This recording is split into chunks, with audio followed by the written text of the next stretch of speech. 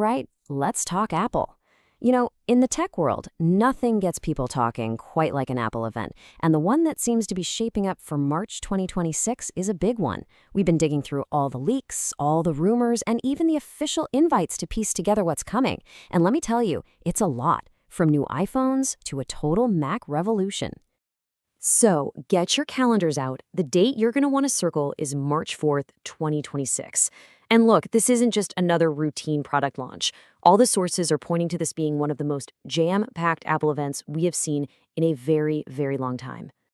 The official branding on the invite is actually a huge clue here. Apple is specifically calling this a special Apple experience, not just a keynote. That choice of words? It's totally deliberate. It's signaling a pretty big shift away from just watching a presentation to something way more hands-on and interactive. And if you needed any more proof of this new approach, just look at the locations. This event is apparently happening at the exact same time in New York, London, and Shanghai. I mean, this global multi-city format, it pretty much screams that we're looking at a hands-on kind of reveal where people can actually get in there and play with the new devices. Okay, first up, let's dive into the iPhone. It really looks like Apple is starting a new annual tradition here with a spring iPhone update. And the star of the show this time around, it's the iPhone 7T, which is designed to be that new, affordable way to get into the whole Apple ecosystem. So what's new with this thing? Well, for starters, say goodbye to the notch. It's being replaced by the dynamic island. But honestly, the real story is what's on the inside.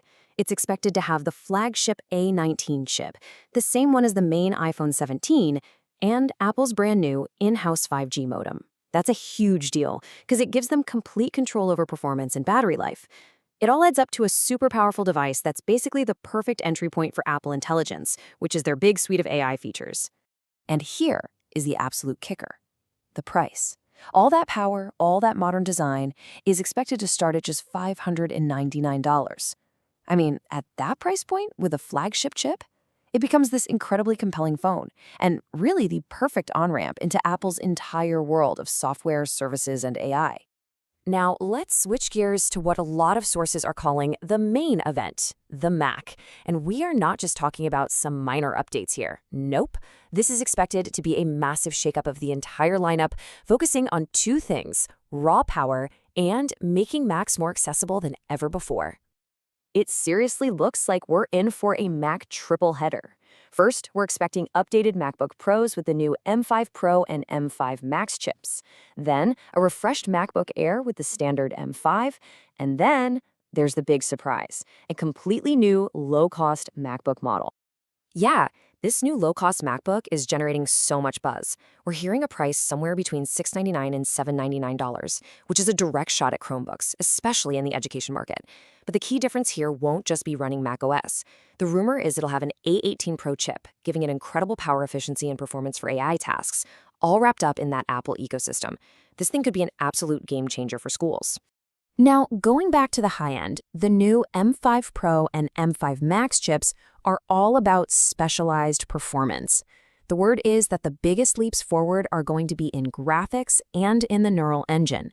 This is going to make these machines absolute monsters for creative pros, for developers, for anyone working with really demanding AI models. And that same idea, pushing more power down the lineup, it continues with the iPad. It doesn't sound like we're getting a full redesign, but the internal upgrades we're expecting are huge. It's basically Apple democratizing what pro-level performance really means. You can see this strategy playing out really clearly in the rumored specs. The iPad Air is expected to jump all the way to the M4 chip. That's serious pro-level power. And even the base model iPad is getting a massive boost with the A18 chip and 8 gigs of RAM. Why? To make sure it can handle all the new Apple Intelligence features without breaking a sweat. Okay, now for something completely new. And I don't mean an update, I mean a brand new product category. For years, we've heard whispers about Apple's big smart home ambitions, and it finally looks like we're about to see them come to life. So, say hello to the Home Hub. The concept is actually pretty simple, but it's powerful. Imagine a 7-inch display, kind of like a little iPad, that's designed to be the central command center for your entire home. From this one hub, you'd control your lights, your security, all your smart devices, and it would all be powered by a much smarter next-generation Siri. This could finally be the device that ties Apple's entire home ecosystem together. So, wow, That is a lot to take in, right? We've got iPhones, iPads, a complete Mac revolution, and a brand new home device. Let's just take a breath and do a quick recap of the entire expected lineup to put it all into perspective. When you look at the whole lineup together like this, a really clear theme starts to emerge. It's all about making powerful technology, especially AI, accessible at every single price point. From the entry-level iPhone 17e all the way to the powerhouse MacBook Pro, Apple is weaving its latest innovations into everything. It's a really comprehensive refresh that feels like it's setting the stage for their next big chapter. So after seeing all of these potential new announcements, the big question really comes down to, what does it all mean for you? With so many powerful updates and a few genuine surprises, like that budget MacBook or the new Home Hub, this event really seems to have something for everyone. So looking at this whole lineup, is there one product that you've personally been waiting for?